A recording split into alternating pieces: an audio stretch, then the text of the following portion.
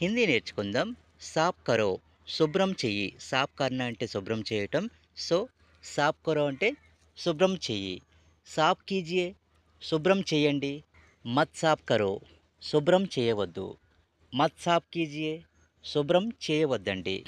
Next పహుంచో చేరుకో. పహుంచన అంటే చేరుకునుట. పహుంచో చేరుకో. పహుంచియే చేరుకోండి. అంటే ఏదైనా ఒక ప్రదేశానికి చేరుకోండి అని చెప్పేటప్పుడు యూజ్ చేస్తాం. నెక్స్ట్ మత్ పహుంచో చేరుకోవద్దు. మత్ పహుంచియే చేరుకోవద్దండి. నెక్స్ట్ సుకావో ఆరబెట్టు. సుకానా అంటే ఆరబెట్టడం. సుకావో ఆరబెట్టు. సుకాయియే ఆరబెట్టండి. మత్ సుకావో ఆరబెట్టవద్దు. మత్ సుకాయియే ఆరబెట్టవద్దండి. నెక్స్ట్ డాలో అంటే వేయి లేదా పడవేయి. డాల్నా అంటే వేయటం లేదా పడవేయటం. ఏదైనా ఒక వస్తువును ఒక దాంట్లో వేయటం గానీ, పడవేయడం గానీ చేస్తూ ఉంటాం కదా!